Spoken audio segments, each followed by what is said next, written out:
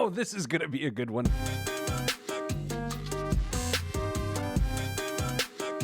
You're listening to Pete the Planner.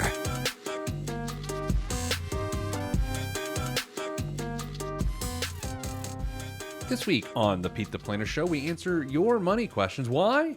Because we love you. Sorry, Dame. Damian Dunn joins me, Director of Personal Financial Strategies at Your Money Line. Damian, this is 2 weeks in a row. 2 weeks in a row. Counts as streaking. If you want to email us, do so, and we will answer your email here on these very airwaves.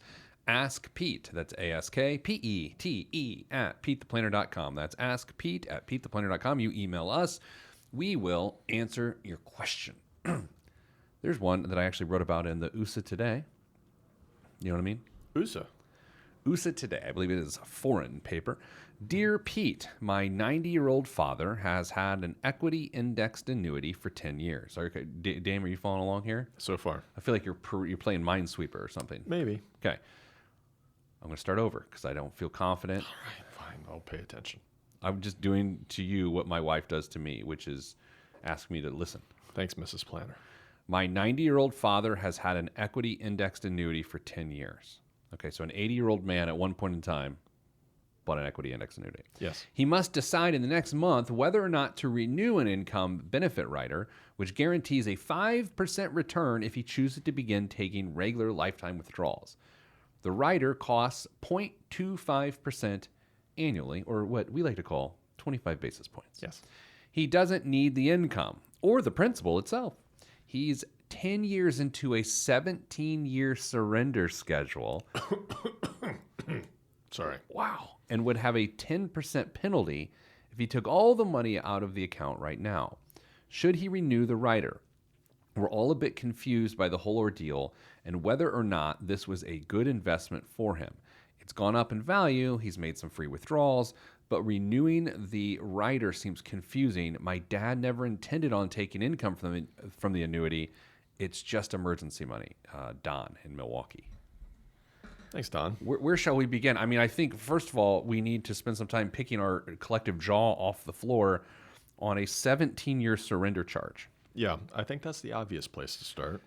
So what is a surrender charge? Like, because if you don't understand and you don't understand why we were freaking out, it's important to understand that. Sure. So a surrender charge on an annuity contract is put in place. So the insurance company is basically made whole by maybe a bonus that they give you for buying their contract or something, or pay the commission to the agent that sold you the contract.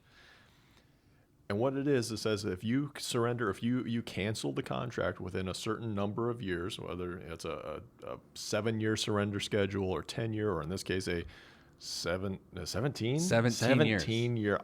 Honestly, I'd never heard of a 17-year surrender charge. Yeah. Now you have. How about that big truck going by the studio? I'm sure it's beautiful, and I'm sure it's taking lots of valuable things to somewhere very important.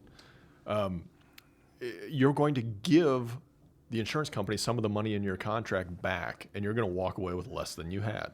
So, right. Anytime you buy any financial product or invest money into something, there are trade-offs, right? This is appealing to me. I like this. This is not appealing to me. I do not like this. And a built-in I do not like this in the annuity world is something called a surrender charge, just like you said. And it has to factor into your decision despite how much the list of, oh, I like this things, like how long that list is. And so not only as we begin to talk through this and actually answer the real question here, not only do we say, wow, a 17-year surrender charge, that stinks. But Damian, then we're saying a 17-year surrender charge for an 80-year-old man. Yeah, not a lot of flexibility there. No. Right? Okay, so here's what I think happened as we make our way to, again, eventually answering the question. This happened in June of 2009. As you know, because we have the benefit of retrospective looking, we know that the market actually turned in March of 2009. We know that. That is fact. It did. However, at the time when that was happening, the pain of 2008 was still very fresh, still very scary, especially for conservative investors. So this person made the decision to put a big chunk of money, no matter where it was before, into this annuity, which likely had a bonus attached to it. You deposit this much, we're going to give you a 6% bonus, whatever. And therefore, this person was like, I just want capital preservation. I don't want money to go backwards. I want the bonus. 17 years surrender charge, that's fine because I don't plan on touching this money anyway. But what confuses me about this, it doesn't confuse me, it sort of upsets me, is why would the salesperson put an income benefit rider on there for 25 basis points? Because the weird part about that, Dame, is riders generally don't increase commission. Okay? They just generally don't on annuities.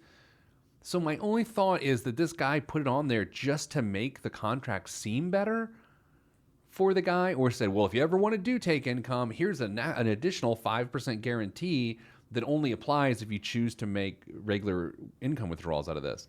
So that's where I'm confused. And the idea of continuing to pay for that benefit that the person would never use, that's what bothers me. Yeah. First, don't re-up the rider. You're done with it. Done.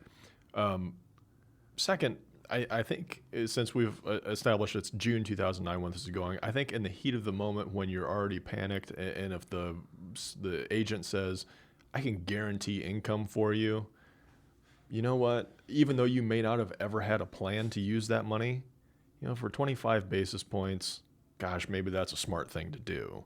And I can see how somebody who didn't think they were ever going to need it or ever use it for what seems to be a insignificant amount of money when it's, a quarter of 1%.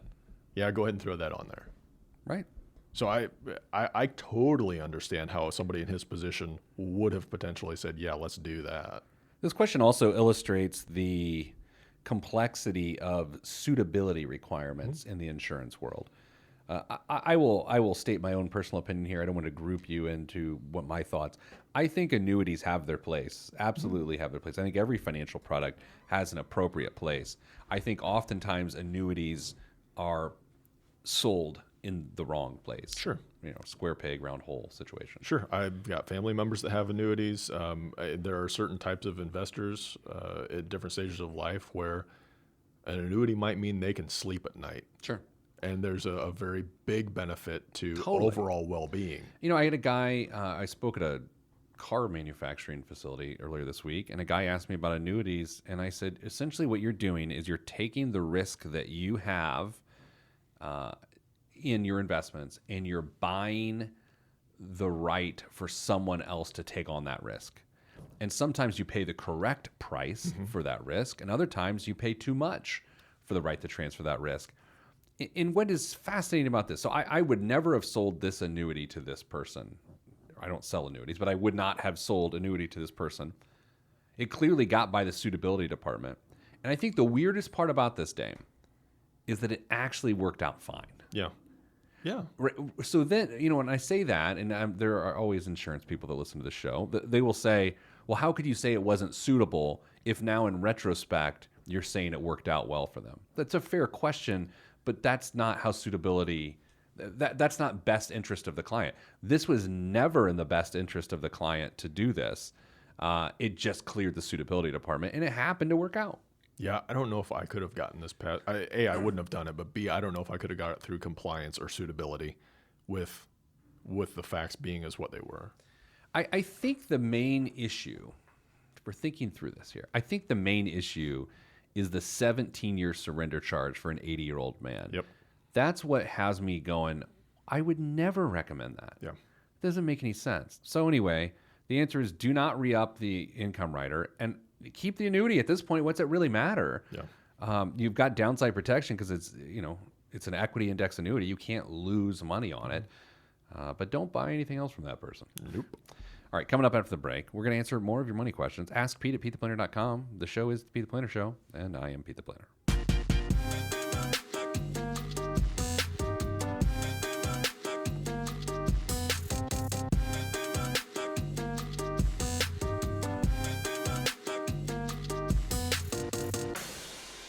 Back on the Pete the Planner Show, Damian Dunn in studio. Hey, Pete. I didn't want to say hi again. I was just telling people that you're on the show. Sorry. You can say hi to them. I say, hey, everybody. Yeah, not that many people are. Okay, so I was doing some free writing in the last couple of weeks. How does this happen? Like when I was in school and the teacher would walk in and say, "Oh, today we're going to do some free writing," and you're like, I don't want to do that. It's all free in school. You don't get paid for it, right? Hey, wow, was that joke free? Yeah, you got what you pay for. Dear Pete, love the show, especially like when Damien makes jokes. Somebody send that email, please. Flood his inbox. But now I find myself free writing all the time just to work concepts out. And I'm just going to put something out there before it's actually ready for consumption. So, Let's see how it goes. all right. I might write a column about this. I might not. No one knows. All right. I think we've talked about this concept prior to the 1930s. No one really retired, right? Right. You just you kind of just died. Yep. Right? You didn't stop working. That being said, in 1875, the first pension came around. It was from American Express, believe it or not. First pension came around in 1875. So some people kind of stopped working, but the vast majority of Americans could not afford to fund their financial future. They weren't saving. They only cared about their financial present, which makes sense. And on the show, we talk about all of us, you, me, everybody, we are responsible. Our income is responsible for funding our past, our present, and our future. Your past is debt, present is your lifestyle, and future retirement. But around the 1930s, so Social Security started to create this idea for people that you will have a financial future. So that began, along with the popularity of pensions, to begin to tell people, okay, there is a financial future, but you are no longer personally responsible for it. Mm-hmm. Okay, so think how different that is from what we deal with today. Sure. Right? Starting in the 1950s, consumer debt became a thing. Credit cards became a thing, and obviously went through a crazy trajectory to where we are today. So from the turn of the 20th century to the turn of the 21st century, we went from an entire culture that your income did one thing, it just provided a living for you, to making you take your income to pay for your past, which was induced by cultural spending habits, fund your present, which is also affected by cultural norms now. And then the onus for retirement savings nearly 100% shifted to the American worker in the early 80s. So I think our financial lives are complex because it's been about 30 years in the history of American society. And it's only been in 30 years that people have been forced to live their financial lives the way they live them. So what I just said is either very intelligent or it makes absolutely no sense. Damien, no pressure. Does it make sense? Ladies and gentlemen, I want to publicly claim that this is a very great insight that Pete just made. Oh my gosh. I feel like I should buy you lunch, or we have some booze around here. We'll find something. It makes sense. It totally does. And if you wanted to take it one step further, please make it better. From the initiation of what we know now, things have even changed inside that time period. Oh yeah. Yes. So it's not just the initiation and the continuation of that stage, but it's the evolution of how that is and where it's going.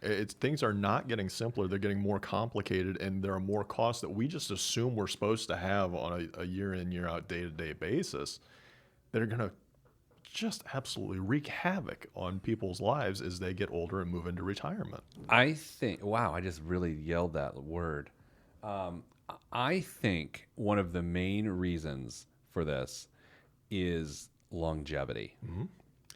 So I've talked about this on the show before. I was at a thing once and a person said, hey, someone is living right now that will live to be 130 years old, which is just mind blowing. You hear that and you're like, that cannot be true, but apparently it's true because it's on the internet.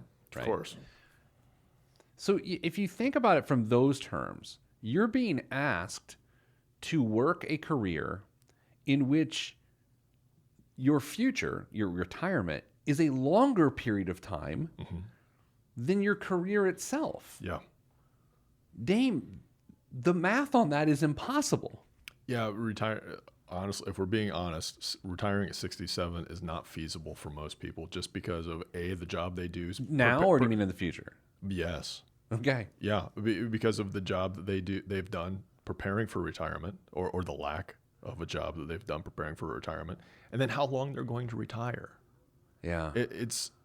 You're asking to do so much with so little for most people that it's so complicated and so hard that you're setting people up to fail by saying 67 is when you can retire. Let me introduce another point of complexity here, which if anyone's listening to this and they're like, I don't know if I agree, this might help. Damien, the other side of this is a lot of times people don't feel the pain we're describing in the moment because of their ability to buy things they can't afford via credit. Yep. So at one point in time, when these changes were taking place, I think people really did feel the pain because credit wasn't as readily available. It had to become popular somehow, and overuse and common use is what made it popular. Dame, before that happened, I think people really felt the pinch of this, and now we're numb to the fact of going backwards, and we're also not familiar with the idea that once we get to retirement, borrowing is virtually impossible. Or what you see, and I personally seen it in friends, is that people will still borrow consumer debt in retirement and get themselves in so much trouble that they risk foreclosure in their 60s and 70s. Yeah, home equity loan, go out and to do whatever, whether it's make home improvements, take a vacation, blah, blah, blah, blah, blah. But yeah, your income has never been more fixed than it is in retirement if you are truly retired. And your income is, to go on that, your income has never been asked to do more heading into retirement than it is in the year 2019. Yeah, a lot of, this is totally off topic, a lot of employers are recognizing this. Not a lot, some smart ones. And now they don't necessarily have good match policies, 401k match policies and retirement plan policies to attract you as talent or to retain you as talent. They have them so that you can successfully get the heck out of there someday. Yeah. And they can enjoy business continuation without your high compensation plan. Yeah. Yeah. It's in their best interest to have you have a happy, successful retirement. This idea that we have so far to go until we understand how we spend money is fascinating to me because we're so convinced that we always know what is going on. It's like we talked about earlier in the show. In June of 2008 to the June of 2009, the market had already turned and the economy's on its way back up. I can't say I specifically remember June of 2009, but I can tell you this, it didn't feel that way. Nope.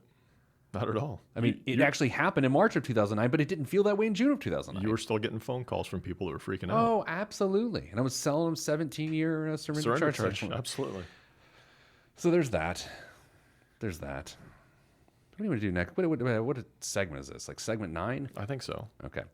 Coming up after the break, we're going to answer more financial questions. You can always email us. If there's a topic you want us to discuss, you can do it. We're not going to do it today because we don't work that fast. It's askpete@PeteThePlanner.com. Askpete@PeteThePlanner.com. Dame, we are weeks away, 2 weeks away from moving into our new studio, new offices. No more trucks driving by. We could pipe it in. Yeah, we should pipe in truck noise just for old time's sake. All right. We'll be back just a moment. More of your questions. This is the Pete the Planner Show, and I'm Peter Dunn. And there's Damien Dunn, but I'm Pete the Planner.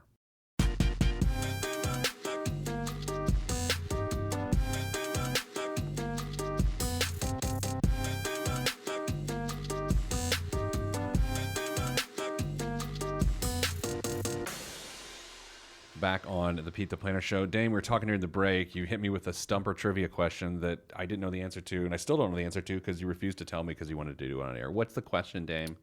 All right. We are going to play the latest, hottest game on radio or podcast or just ours. 1960. What was the average life expectancy for someone in the United States. Okay, can I ask a follow-up question that you won't know the answer to? Absolutely. This isn't being born in 1960. This is if you were just alive in 1960, what's the average life expectancy for someone who was alive in 1960? I haven't looked that far into it, but that would seem to make sense to Okay. me. Oh, man, I'm really bad at this. I'm about to embarrass our entire organization by my guess. Possible. I'm going 62 years old. 69, actually. Okay. So, would you like me to compare those numbers to the UK and Canada real quick? I say UK. What if I said no? Then I wouldn't. I just move on. Okay, but please do. UK is 71 years, and so was Canada. Though actually, they're identical for 1960. So a slightly higher life expectancy in the UK and Canada. So this segment would really bottom out if you didn't have the current life expectancy of people in the United States. The closest I can get is 2016 right now. Okay, I'll take it. Want to hazard a guess? Yeah. 77. 78 and a half. Ooh, that's a much better guess. Okay, so we've gone up 9.5 years of life expectancy. Canada In 50 years. is 82, by the way. Okay. Well, So things are nice up there. cleaner air. Healthcare. Yeah. So yeah, if we look over that time period, it's gone up a decade. It's gone up. Yeah, right. And think of the advances in medical technology that we've had Jeez. and that we're having now. That's the average life expectancy. See, and with technology, and like how I had way too many syllables in the word technology just there. Technology in medicine, we're at a point where each year is bringing even more advances from the previous 5 years, right? Like, so there's probably like an advent of technology and health advancement in the 80s, and then it got even crazier in the 90s. Now it feels like every few months, massive changes are expanding our ability to live longer. Yeah. So, okay, let's do this. So 1960s to 2016, what's the math on that? That's 56 years. Well, there's some thought that we'll all be dead in 56 years because of global warming. That was an eye roll. You couldn't see it, but Yeah. you Well, might have heard it. I'm not dismissive of that. Oh, by the way, is this a good time to say a few weeks ago on the show, I mentioned how I believed I don't have any interest in self-driving cars. And one particular listener sent this person through the roof. I mean, they left very angry comments. They said that I'm a centrist, which, by the way, I am a centrist. Yeah. I don't take offense to that. No. And that 30,000 people a year die in car accidents, and because I think that self-driving cars don't make sense, that I'm probably partially responsible for those deaths. Clearly. So when I express an attitude on here or an opinion, if we disagree, it's okay. Don't get angry. Just your opinion is just as valid, if not more valid than mine. But there's no need to get angry. Do we need to start saying Pete's opinions do not reflect the views of Pete's company? I know because I think, well, probably. All right, so 56 years. I don't know where I was going with this. 56 years. How much, 56 years from now, where do we think life expectancy will it move? Will it move up another 9.5 years? Damien Dunn, yes or no? I don't think it's unreasonable. 56 years. Think of all the things that could happen between now and then. Do you think you and I could regrow hair? Absolutely. We could do right now. It could be on a billboard, Yeah. before and after. Yeah.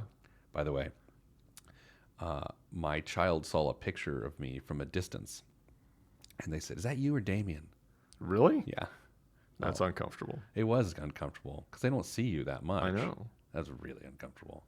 Have you been hanging out with my kids? Not that you know of. You wouldn't because they're loud and your ears would be bleeding. That's true. I think that's reasonable. I think 56 years from now, life expectancy in this country, I don't know, dude. We're at 70 and a half. We're talking about taking it to 88. Mm-hmm. You think we'll go to 88? Yeah. In the I next think it's 56 possible. years? Can you imagine? I'm starting to get into like science fiction population control issues here. Can you imagine the strain on resources if life expectancy goes to 88? Mm-hmm. And by the way, guess who will be that age? You and me. Yeah. Yep. Yeah, I feel like I'm in a Michael Crichton novel now. Yes. Population control. I feel like I read a lot of dumb books. Some good ones, some dumb ones, just to let my mind fly when I'm flying. And like a hot trend right now is the bad guy is into population control. It's like Thanos. He snaps his fingers and half the people die. That's like a hot thing in like thrillers now. Which now that I'm like, well, I'm in. Yeah, let's do a little population control. I'm kidding. Don't send me an email. Dame got an email from a guy named Demir. Hi, Pete. Good day. Love your podcast. You know what? I think more people should start an email with "good day!" exclamation point. I think the astute listener is starting to notice that there's a higher likelihood of their email getting read if they give you a compliment off the top. Okay, well, no, that is absolutely true. You heard it here But first. I love "good day." I mean, it feels European. Like there's a top hat coming along with Good that. day. That's Good not top day. hat. No, let's not do that. Good day, right? That's better. Yeah. Yeah. That sounds pretty good. Okay. Love your podcast is the next. Would you explain the difference between a regular and a self-directed IRA and 401k? Is one better than the other? Thank you for your assistance. All right, Dame, here's the thing. It's really about what you put into the IRA. With a self-directed IRA, they have the same tax consequences. Self-directed IRA, you can get some pretty interesting and creative things in there. Actual gold and commodities. You can do real estate through a self-directed IRA. They're a lot more complex in the sense that you can theoretically put riskier investments in them. That doesn't make them better or worse. I just feel like they are for expert investors and not people who want to be expert investors. And they're often sold to amateur investors who want to appear to be expert, but they are not. That is my opinion. Dame? Yeah, you may actually need the services of a trustee or custodian for this stuff. I don't think it's something where you go to Vanguard, sign up for a self-directed IRA, and you're just off and running. I think it's a little bit more complicated than that. It is. And so here's where the confusion is. If you sign up for an IRA or 401k, just a regular one, and you're picking your investments, in your mind, that is self-directed. You're directing the investments. But that's not what people mean by self-directed. It's a lot more complex than that. I'll just put this out here at the risk of people sending yet even more angry email. Don't get a self-directed IRA. Just don't do it. Get an IRA and then self-direct your investments, but don't get a self-directed IRA because the assets within them are incredibly risky. It's really complex. And unless you know what you're doing, do not get a self-directed IRA. Unless you are advised to by an attorney or a CPA because of your financial situation, yeah, I would agree. Usually the assets that are held inside of a self-directed are going to be less liquid than your traditional stuff. So it's a consideration that needs to have. And if you can avoid it, avoid it. So, Demir, thank you for your questions. And finally, to you, good day. Oh, nice. Now you think like if you... You're not an exclamation point sort of guy, are you? How many do you have to use in a standard email to be an exclamation point guy? Well, let's back up from there. My wife, who is a former educator in the world of grammar and English, says her favorite line is, you get 3 exclamation points in your life. Use them wisely. I guess I'm an exclamation point guy because I've used way more than 3. I think I average, in a friendly business email, I average 2 to 3. Oh, yeah. That's probably where I'm at. Hey, Gary. Loved your shoe. One shoe? I didn't like the other one. Oh. It's pretty easy. Okay.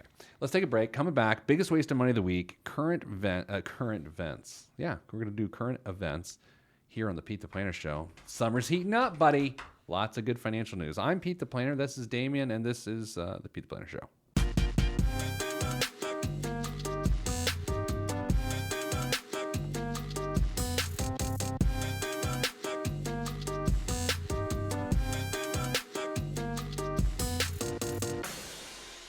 Back on the Pete the Planner Show. Biggest waste of money of the week right here. Damien Dunn joins me in studio. The show itself is not the biggest waste of money of the week because you didn't pay anything for it. Free.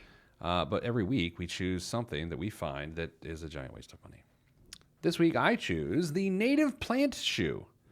Americans alone throw away 300 million pairs of shoes each year. a staggering amount that creates a commensurate, it's a good word, amount of waste. Native Shoes plans to combat the problem with the plant shoe. 100% animal free. It's made with sustainable plant-based materials like pineapple husks, linen, kenaf fiber, eucalyptus pulp, Havea milk used to make the latex outsoles, and cotton, all of which makes the shoe both biodegradable and compostable, ensuring that it won't be taking up space in a landfill decades from now.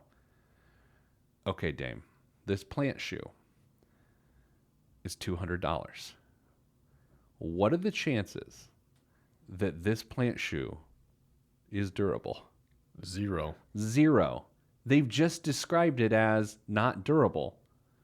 It is meant to break down. There is a 0% chance that this shoe makes sense. Look, I am all for protecting things-ishness, the planet.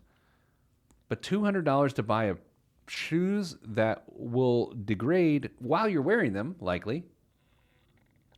What's that noise? Was that a noise from your mouth? No. It sounded like a noise. Maybe a noise from my mouth. Hope no one heard it. I don't know. That's a big waste of money. Totally. It could be an appetizer for my dog. Had you been thinking about that line as I was telling the joke? Yeah, I did. I could tell.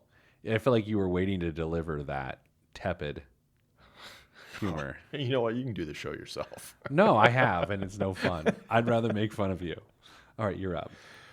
Did you get into the Game of Thrones, Pete? I didn't. I didn't either. Did you ever watch an episode? We watched a couple seasons, and then I was just so confused. Like at night, I don't want to think, and Yeah, I actually never watched Really? a single episode. Yeah. So anyway, fans are rabid. You can't get enough. we might go back to it. But Really? yeah, we're running out of shows. Okay. Yeah.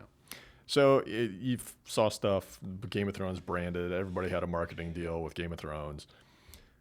Well, imagine if you could own a collector's edition item so rare and exotic that other fans are sure to feel jealous. Is it the Starbucks cup that was in the scene? Nope. Oh.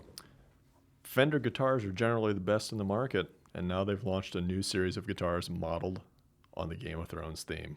What was it?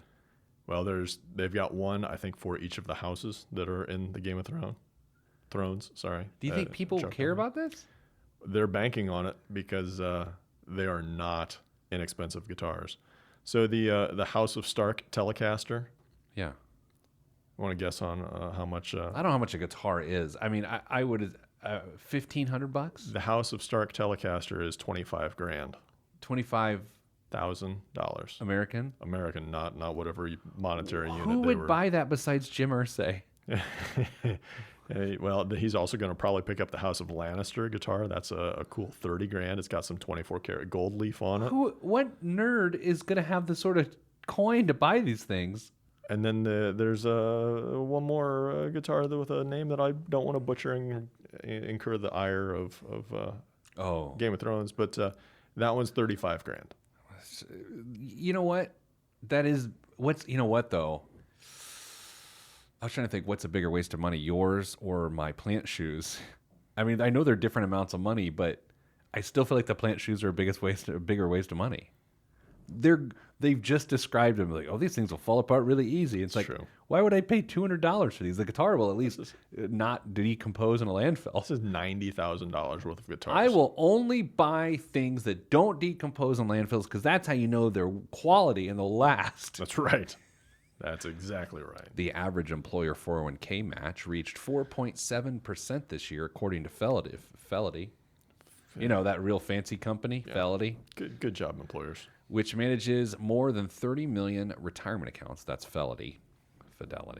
That's a record high, the company tells CNBC. Dame, for years, the 401k match, the contribution that an employer puts in, decades, was stuck between 3 to 4%. So that 4.7% increase to 4.7% is significant. Absolutely. As we talked actually last segment, I think, or 2 segments ago, I think the reason this is happening is not only for attraction and retention of top talent, But I think employers are realizing that what was good about a pension is it got a natural flow of employment going in the workplace. So you could have a legacy company that could be around for decades, if not, a century, because you have people leave and then you can bring in less expensive talent to replace them. Mm-hmm. That's where you're at?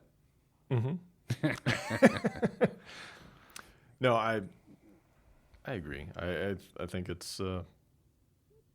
I'm glad it's happening for sure. It's going to help a lot of people, especially the older people are at a point. Those that are near retirement are at a point where it's going to help them a little bit, but especially those that are just entering the workforce who are trying to balance all sorts of different obligations. Okay. Paying off student loans and.